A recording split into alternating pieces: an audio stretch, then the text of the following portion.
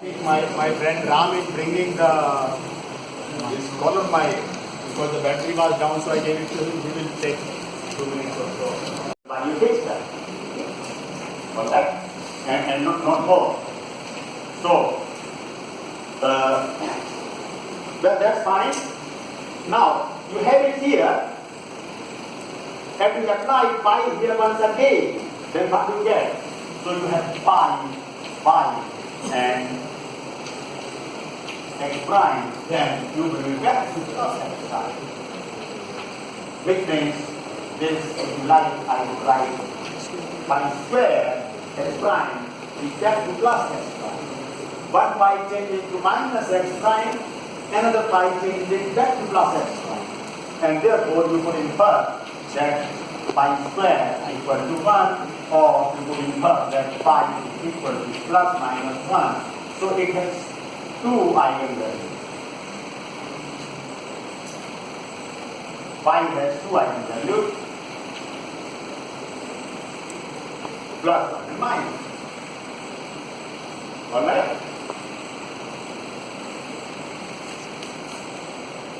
We apply this operator pi.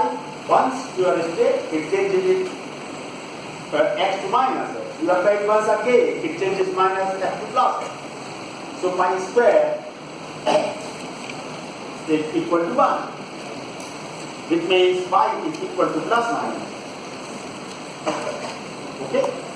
And it means that my operator pi, that is the operator pi, has 2 eigenvalues, plus 1 and minus 1. Good, great. So if you like, I could then proceed a little bit further and tell you few more interesting things. So perhaps I could remove all the way to here. Okay, all right, very good.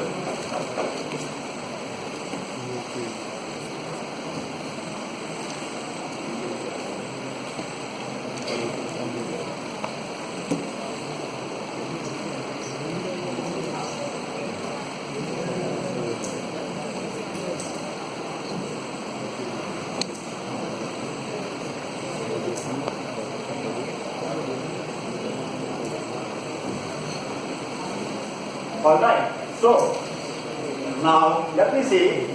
I apply pi to my operator p dx prime.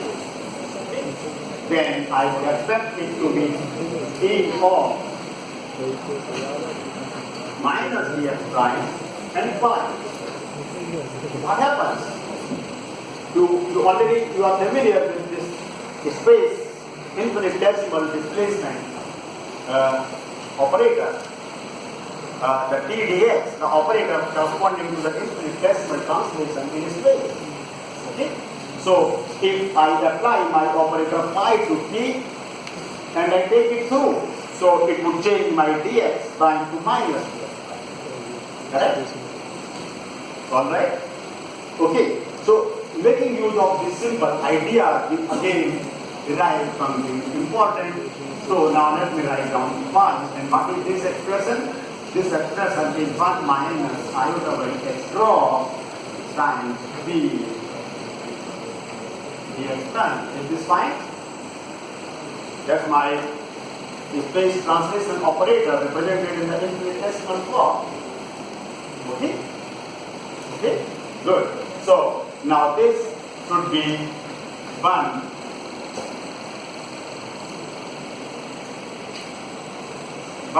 plus iota by x cross b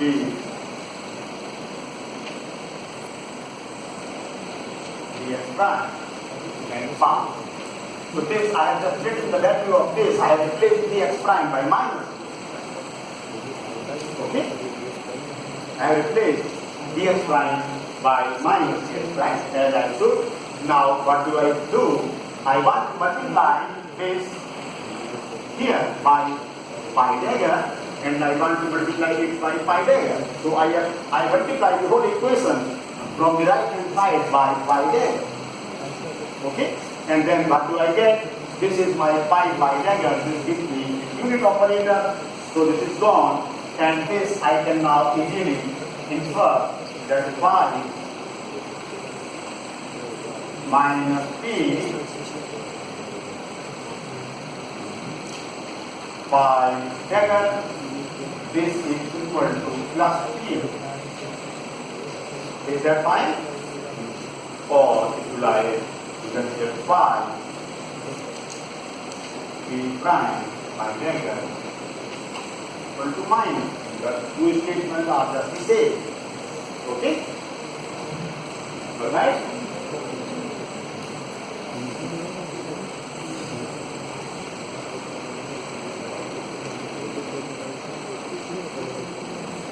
Alright? Would I proceed further? Okay, good, great. So, yes. In this,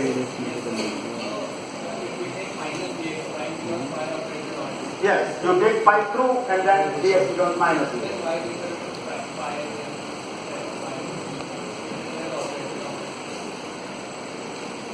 Yeah, now it doesn't work on this anymore. It has been operated.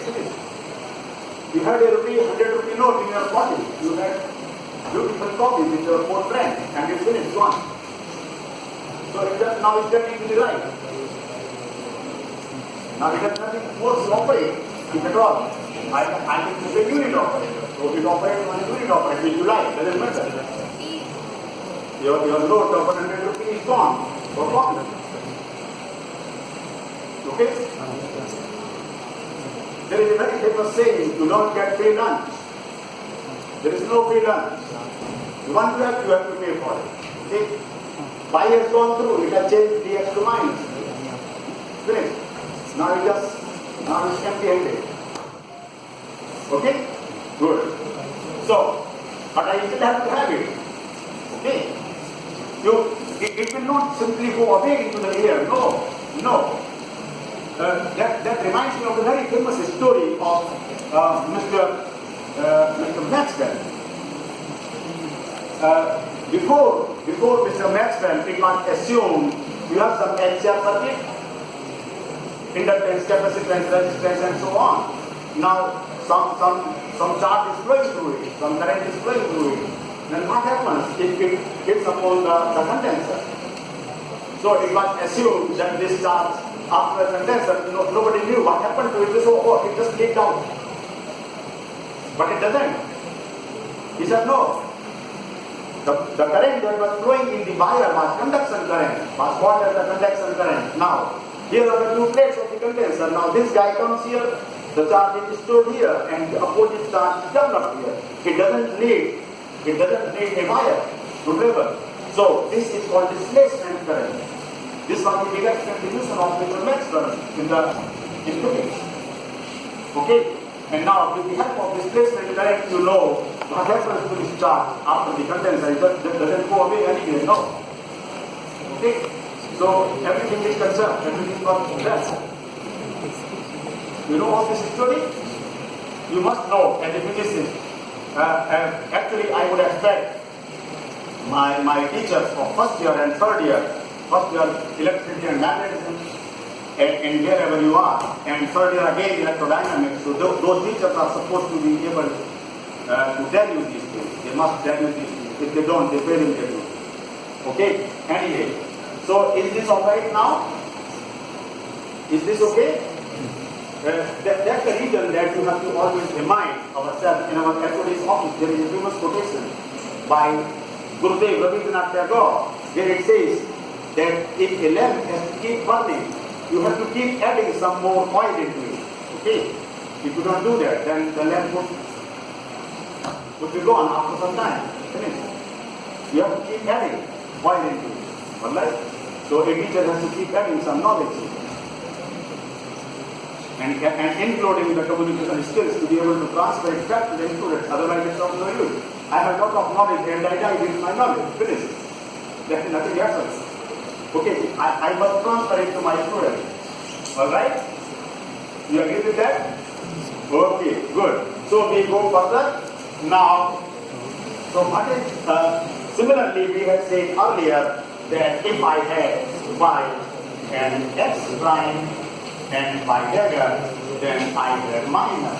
So this I say is odd under parity, this I say is odd under parity, and if I have a cross product of x and p, okay, which means if I have phi and let us say f or j, okay, the angular momentum phi dagger, this has to go as plus of j. So this is even under parity. Okay, so whether a quantity is odd under parity or even under parity, that actually defines what is the nature of that quantity. So, any vector that transforms like this or this is called as a polar vector. I define it, let me say by, I don't have too many alphabets, so let me call it P, a polar vector. And this J, so your L is R cross P. So this is odd, this is odd, this is even. Okay? So this kind of a vector is an axial vector. So in axial, you know an axial vector which can be represented as a cross product of any two vectors. I have taught it many times in first year, mathematical physics. Okay? When I began my career in Rajdhani College, long ago, I was very fond of teaching vector calculus. So which I think is the basis of physics to do from any level to any level. You can't understand anything without that knowledge. Okay? So, now, should I remove these things from here? Okay.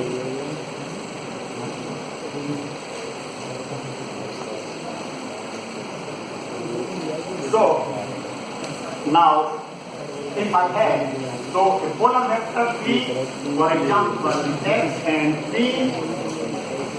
or an axial vector A, for example, L or S or J, P, angular momentum.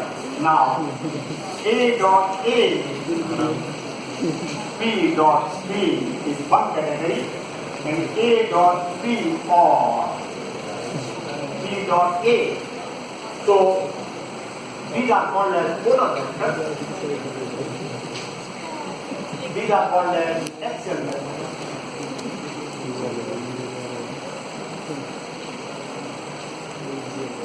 And these are called as fluid scalars. And these are called as pseudo scalars. These are called as pseudo scalars. Okay. So, for example, the volume of this room, A dot B cross C, would be represented by a triple product, scalar triple product. So, B cross C is an axial vector, A dot B cross C would belong to this category. And this would be a pseudo scalar. So, the volume of this room, for example, would be a pseudo scalar. Okay. So, under parity symmetry, these guys have to transform according to certain laws. The polar vectors are odd under parity, axial vectors are even under parity, and they also transform according to this. Okay, you know once how A transforms, how P transforms, then you can always find out their combination, how do they transform under this, and you can immediately also find that they are X and phi, they were anti-commuting or P, yes, P and phi. They were anti-commuting. Now, L and phi, they would commute. So, L would commute with phi. Okay, it will be even. Alright? So, actually, one more inference that you can say here, physically, on this line, I got that. So, the space translated state followed by parity transformation is equivalent to the parity operating state times the space displacement in the opposite direction. Alright? Alright? This followed by this, or this followed by this, but in the opposite direction. Is that okay? Alright. So the same actually happens with the rotation operator. D phi is also phi. D if you have the rotation operator where you could write down the rotation operator I have defined it even earlier. So it rotation operator sine bar psi, sine bar gamma phi psi, sine bar gamma mu psi, sine bar gamma mu gamma phi psi. So this is a scalar or a true scalar. This is a pseudo scalar.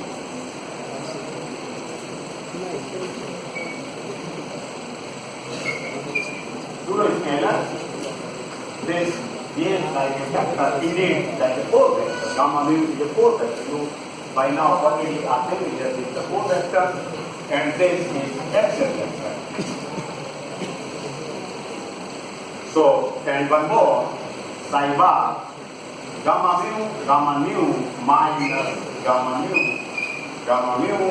psi. This transforms as anti-symmetric second extension. Okay. You should know them. So, the one criterion to define these things is within the framework of your quantum mechanics, namely the parity operation, and even better criterion is if you talk about the Lorentz transformations in the covariant form. Okay, your teacher has been teaching you, I know.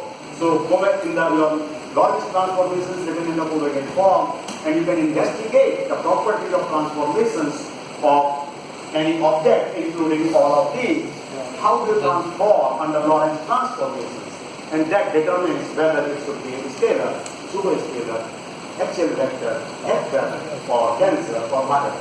Okay?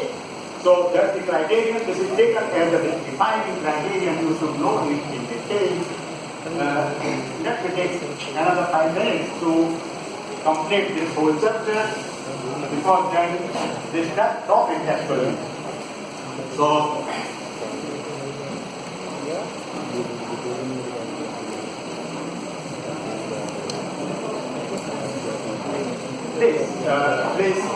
please be attentive for just another 5 minutes, and then I will conclude. Maybe less than 5, but not more than 5. Okay. So I then talked about. I think I have considered all the important points on this topic, except the transformation of the wave function. So unless we understand how the wave functions transform, our knowledge will be incomplete. So let us do that too. And so your wave function, you know already, psi of x prime is your x prime alpha. This is my original state vector alpha. Okay, not yet the parity operating. And so if I, for example, want to write the x prime and alpha theta, then this would be my x prime phi alpha. Yes, so this is my parity operating state. This is my parity operating state. So this I get equal to minus x prime alpha, and this I get equal to sine of that's right. Okay. So this is how a wave function would look like in this, and also we have read that phi square equal to 1. This means phi equal to plus minus 1. Phi has 2 eigenvalues, so I could also write it like phi alpha, which is alpha tilde is phi alpha, and this is nothing but plus minus 1 into alpha. That is the meaning of the eigenvalue being plus or minus. Okay? So plus 1 or minus 1 is the eigenvalue of this operator phi. So I could now write down x prime alpha tilde. This is going to be my wave function. X prime phi alpha. This is going to be plus minus 1 times x prime alpha. So this is going to be 1. So this is psi, this is plus minus of psi of x prime, and this is when we operate in state, so this is psi of minus x prime. So this is the space inverted or parity operated wave function psi of minus x prime minus psi becomes psi of minus x prime, and here I have plus or minus of psi of this. So my plus is even and minus is an indication of off. Okay, so if it is plus, then it's even under parity. If it's minus here, then it's odd under parity. This happens to what pi has two eigenvalues, plus 1 and minus 1. So my this parity operating on space inverted wave function has to be equal to this, but either with plus sign or with minus sign. With plus sign, it means it's even under parity. With minus sign, it means it's odd under parity. And I think I'm more or less through with whatever I wanted to tell you. If you people agree, I would like to give 2 minutes or a few minutes to my friend so that he could capture it. You like to do that? You have done that? Oh, great. That's very good. I should not be lecturing in vacuum. I have some real audience in front of me. Is my own class of students of quantum mechanics. So that's very good. Thank you all very, very much. All the best. Thank you very much. See you tomorrow. Please.